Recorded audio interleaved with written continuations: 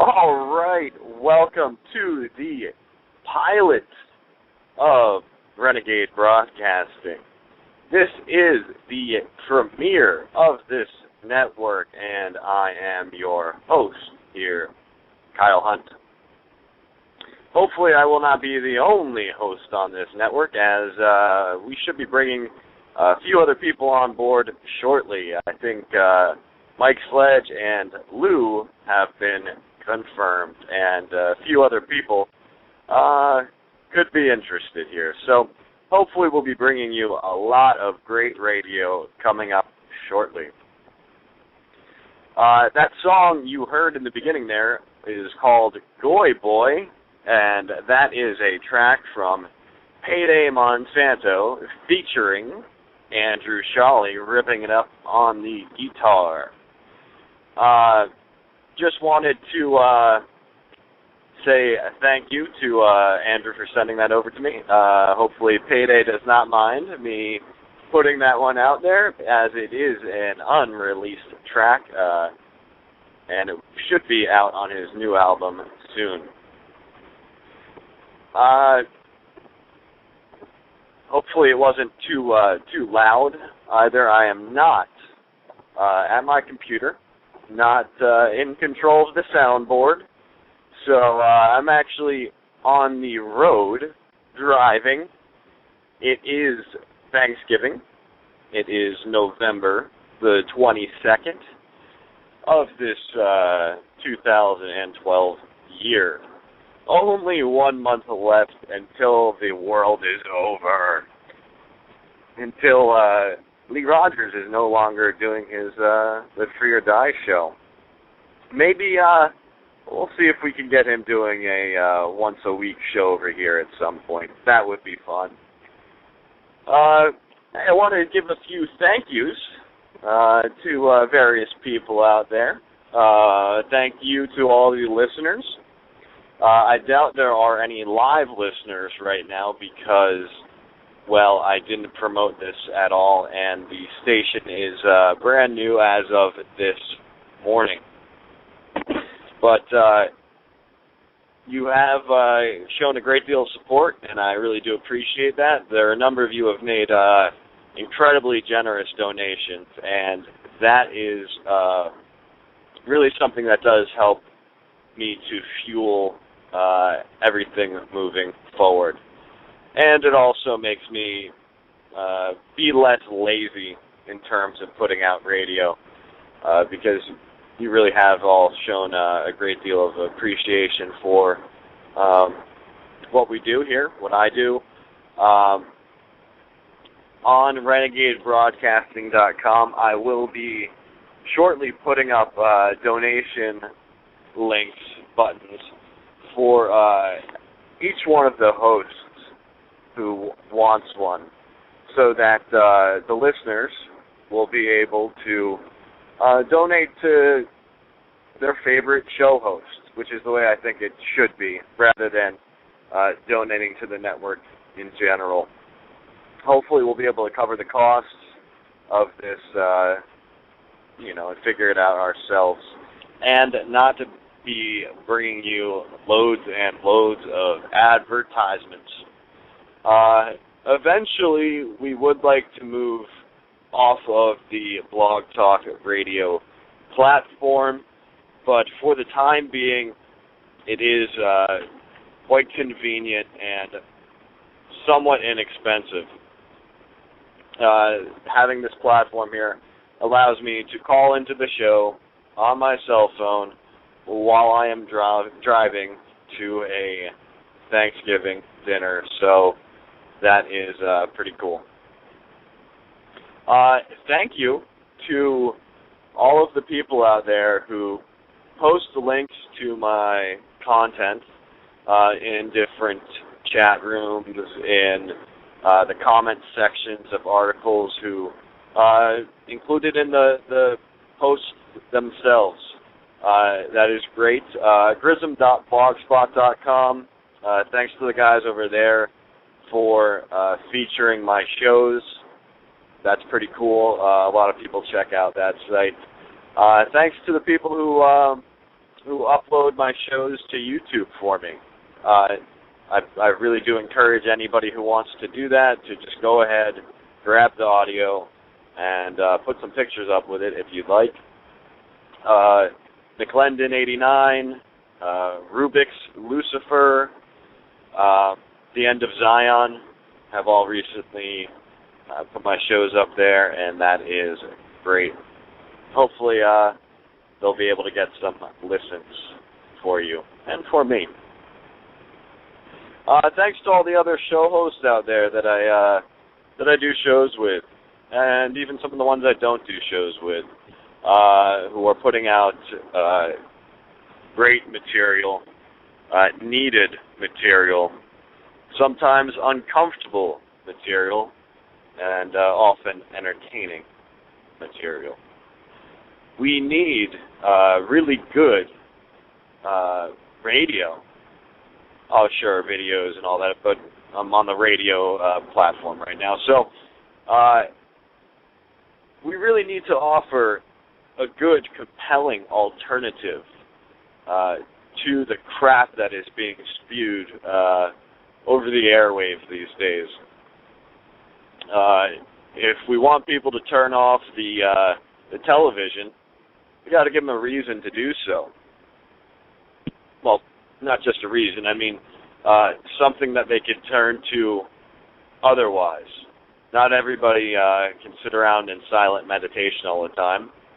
Hopefully, you find some quiet time for yourself. But it's important to have a lot of great alternatives out there, and hopefully, you can make this part of your listening schedule. Hopefully, we'll get a set schedule of times with hosts on Renegade Broadcasting, and you'll just be able to tune in every weeknight at 8, let's say. Let's see. Who else do I need to thank? Thank you, Satan? Yes, thank you, Satan, for all the work you do.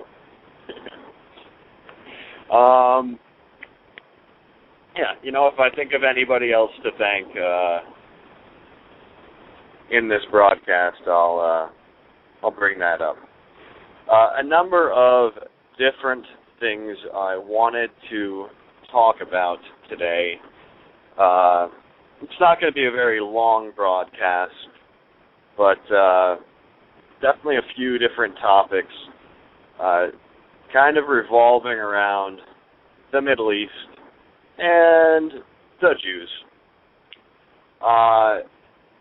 As you might know by this time, there has been a ceasefire in Gaza, otherwise known as Gaza, but I will call it Gaza because I am an American, and that's how people around here say it, if they're talking about such things at all. This might come as a surprise to some people. I'm not sure exactly what to think about it. It looked like Israel was prepared to send in their IDF and their reserve troops. They had them all massing around the border there, and then there was some diplomacy, it seems, that was going on, particularly in Egypt, and then Israel decided that it didn't want to destroy any more buildings and lives in Palestine, in the Gaza Strip. This tiny little enclosed area, very small, a few miles wide, something like 23 miles long. This is a very small place with lots and lots of poor people, and they are not allowed to come and go, just as supplies are being blockaded from them. And you hear these Jewish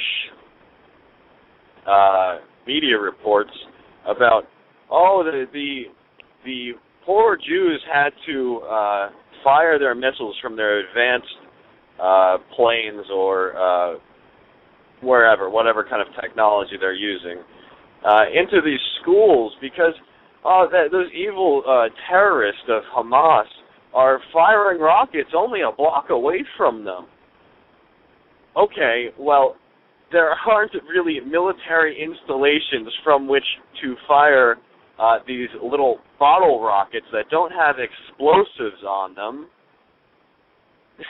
They are basically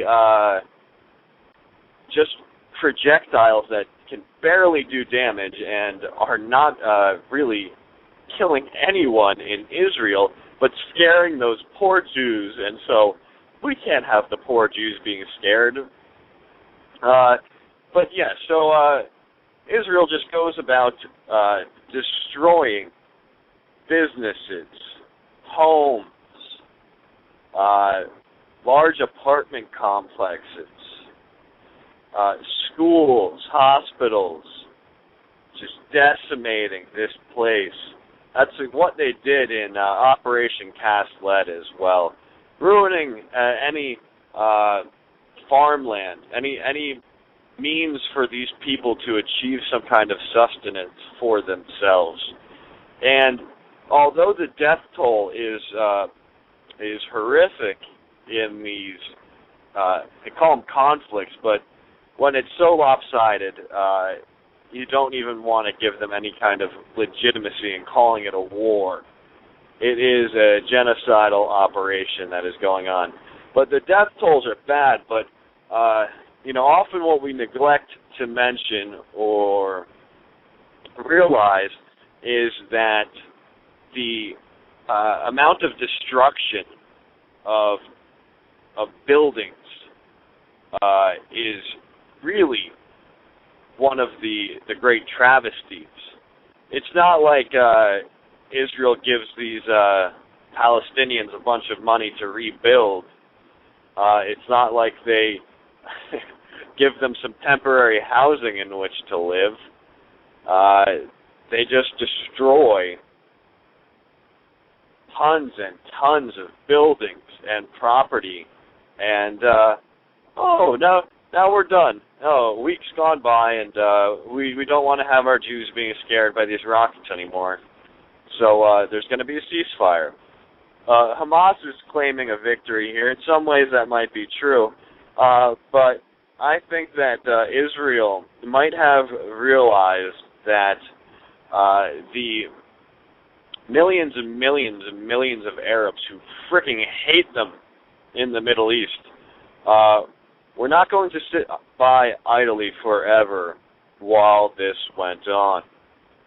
And if there's one thing that can unify the Shiites and the Sunnis and the Alawites in Syria or whoever, maybe even the Kurds, if there's one thing that can unite all of these people, it is the Jews and their dislike of them. And it's not like it's a dislike or a hatred without merit, without justification. These people are insane, filthy, disgusting maniacs. For the most part, especially the ones who are in Israel advocating for a complete destruction of Gaza and then taking it back because, it's our land. It's our land. The reason that it seems Gaza had some Jews removed from it some years ago, I forget exactly when that took place, 2006 perhaps, maybe 2004 or 5. The reason that happened, in my opinion, is so that they could close it off entirely. Oh, well, yeah, we'll give you this land. It'll be your land. You'll have control of it. Don't worry. Then they just completely closed it off and were able to send in missiles and guns and tanks and whatever without any kind of remorse, because, we wouldn't be hurting any of the Jews. And that's what it seems is going on. They removed their people, and I'm sure they have some nice houses and some settlements somewhere. If Israel is not put into check, then it will be bad for all of us. We are already in the United States being treated much like Palestinians. Oh, it's not as bad as that, of course. But when we are at checkpoints for the TSA, getting felt up, getting nude pictures taken of us, of our loved ones, our family, our friends, children, elderly, by these security organizations, many of them heavily owned and operated by Israelis and Jews in general. Yes, this is the new America, security, and I wouldn't be surprised if they try to bring this even further. This is the kind of police state that the likes of Alex Jones and his minions talk about, but they don't really mention who is behind it. Yeah, they're going to try to direct your anger towards the globalists, the elite, the Germanic death cults, the Satanists, the Freemasons, the Luciferians. It's all the Nazis. Those evil, blonde-haired, blue-eyed people who are in control of everything. They control your media. They control your banks. They're all over the political system. Those blonde-haired, blue-eyed people, they're so evil.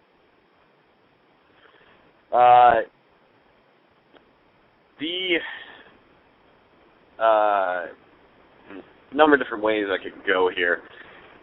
I think that the Jews have really screwed up our racial understanding of who we are. Whether you are black, white, brown, yellow, pink, I'm pretty much pinkish, peachish myself. Really, we have been screwed up entirely and divorced from our roots. Especially with white people being targeted these days. The programs are different for each group, and it's complicated, and there is spillover, like how the gangster rap culture for black people was adopted by poor white kids who are walking around sagging their pants below their asses and talking about bitches and hoes and dealing drugs and getting loot, making it rain, and all this other crap. It's just a degeneration program for everyone and anyone. But what the Jews seem to have done very well is that they have basically blended in well with white people, and they have been able to really get a lot of people to blame whitey. So they commit all of these atrocities. They're in control of so many different organizations, and people see this. They see, what looks like people.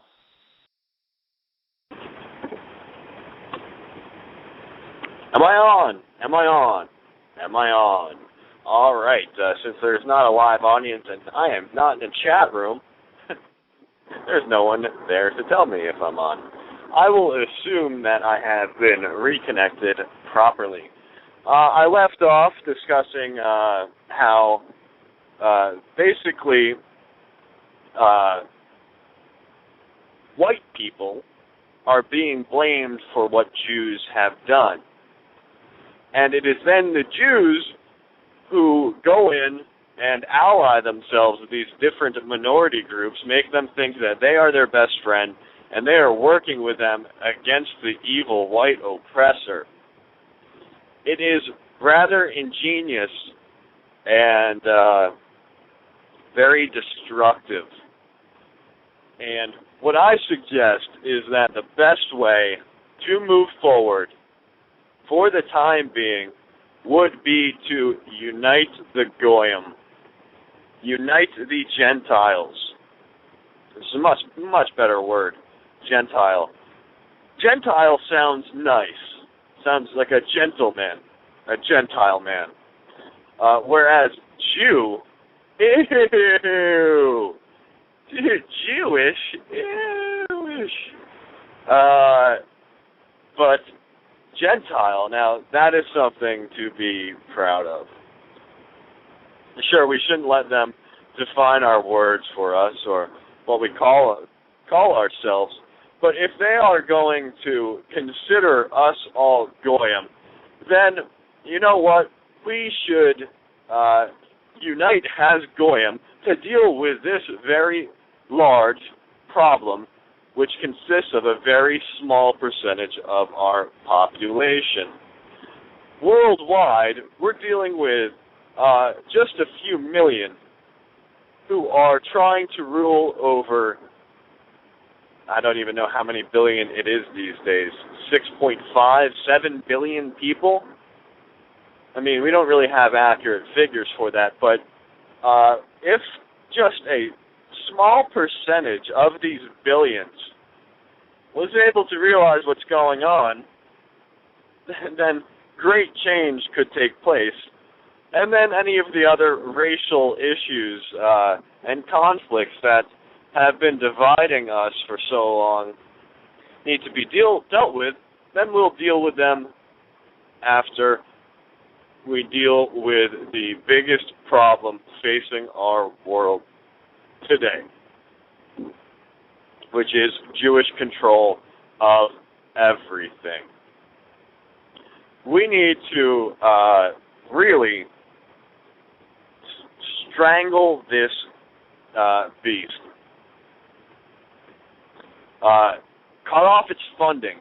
All of the billions of tax-free money that is sent to Israel from the United States every year as people in this country are starving. Well, that needs to end. The number one diamond trader in the world, full of rich frigging Jews, needs more and more of our money? Oh, but they need the Iron Dome because those poor Jews are getting rockets lobbed at them right and left. Oh, fuck that. Fuck that. No. These people are bad news, and they have gained us a lot of enemies by taking our young men and women and sending them off to do the work of the Jews. If Israel was not the best friend of the United States, then the United States could have many different friends and allies in the Middle East. Those places, these people, do not hate Americans. I think they have an understanding of what happened with the United States, who took over control. And there is still some goodness in this people, and there is an awakening taking place. There is an enlightenment happening. People are realizing what has been going on. And I think that we will continue to see evidence that big things are afoot, perhaps beneath the surface. Of course, there's that iceberg metaphor which could apply here. You can only see the tip of the iceberg when you're on top of the water, but that only amounts to about 10% of what really is there. So there is a lot beneath the surface that we do not see. And perhaps it should give us some hope. Not false hope, though. Not the kind of hope that means you don't have to do anything. But just enough hope that makes it so that you don't think that this cause is lost. That you aren't so demoralized that you just want to throw up your hands and say, "Oy vey! I can't do anything. The Jews they have complete control. People are too dumbed down. It will never work." Let's just celebrate with the Jews and say L'chaim, Mazel Tov, and sing Hava Nagila. Hava Nagila. Ha. I hate that song. No, we need to be moralized, not demoralized. We need morale and morals. We need to lead by shining example in these times. By presenting the world at large with a good image of what humanity can be, what we should be, what we might have all been without this Jewish perversion of our minds, then I think a lot of people will start to emulate our actions. And this is what we need to have happen. Start with yourself. Improve yourself. Become a better you.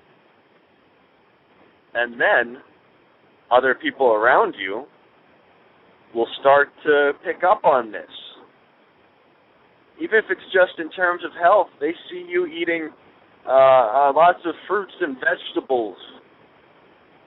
You know, they say, "Oh wow, that guy's lost a bunch of weight. I don't want to be a fat slob."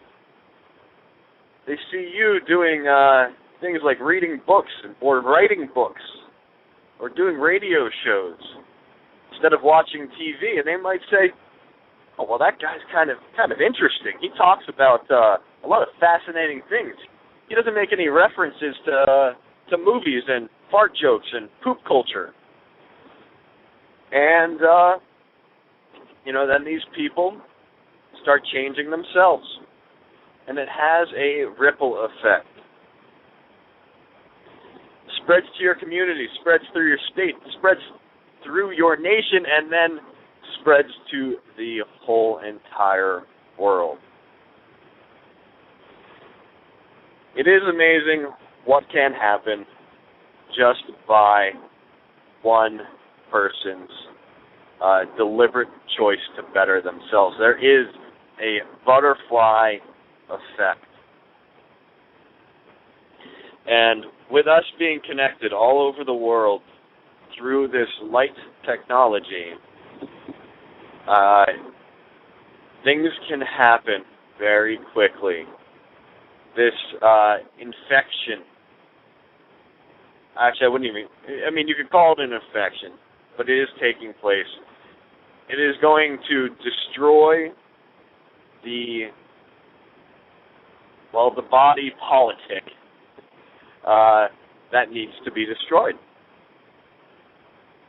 You could also maybe view it as antibodies in a sick creature going about and destroying the things that are holding that creature back. Speaking about politics, it would be like removing the ticks, taking off the leeches. We certainly do not need them. We cannot be healthy with them sucking our blood.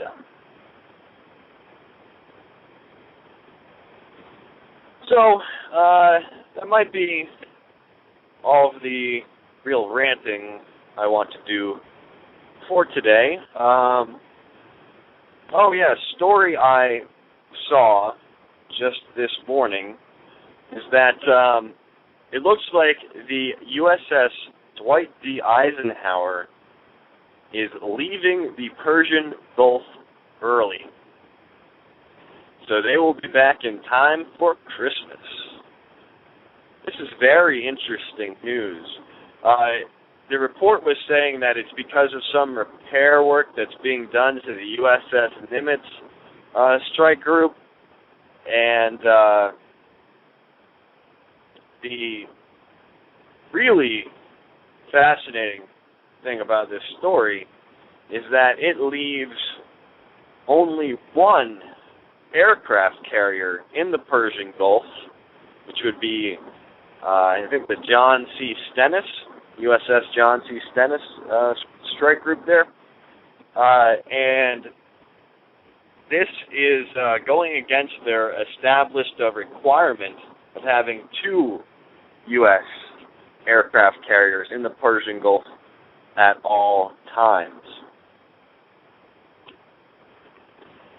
I think the Harry S.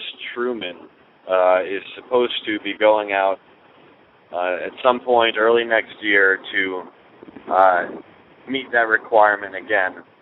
But what kind of message might this be sending to our bestest buddies over there in Israel?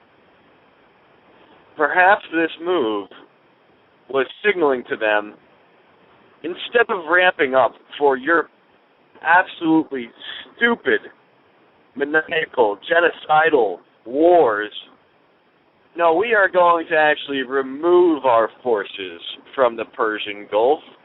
And if you want to do anything stupid, go ahead and do what you got to do. But we're not going to be there to back you up. You know, I would actually prefer that the United States just went in and took out the military power of Israel. The U.S. is the one that really helped it rise to its current state. But I think just standing back and watching would be good enough, as there are so many people who want to see Israel get its comeuppance. And there are forces in that region who, if they knew the United States would not bomb the hell out of them, sanction them, and do any number of things to kill off their people and destroy their government, which has been done so many times in the past, if they knew the United States was not going to back up Israel, I believe there would be many forces who would move against this rogue nation. So perhaps that is what is going on here with the USS Dwight D. Eisenhower leaving the Persian Gulf. Or maybe I'm just a conspiracy theorist, and it's just all because of some cover story about repairs that needed to be done to the Nimitz. Interesting regardless. I think that the United States really could be undergoing something of a renaissance coming up, and I really hope that happens. I have a toll coming up ahead here, so instead of going on and mentioning a few things that I wanted to get into, I might just save those for my show this upcoming Saturday on Oracle Broadcasting. I might talking about some occult domination. All right, thank you for tuning in. Welcome to Renegade Broadcasting, and enjoy your holiday week and weekend. Happy Thanksgiving. Take care, everyone. Bye.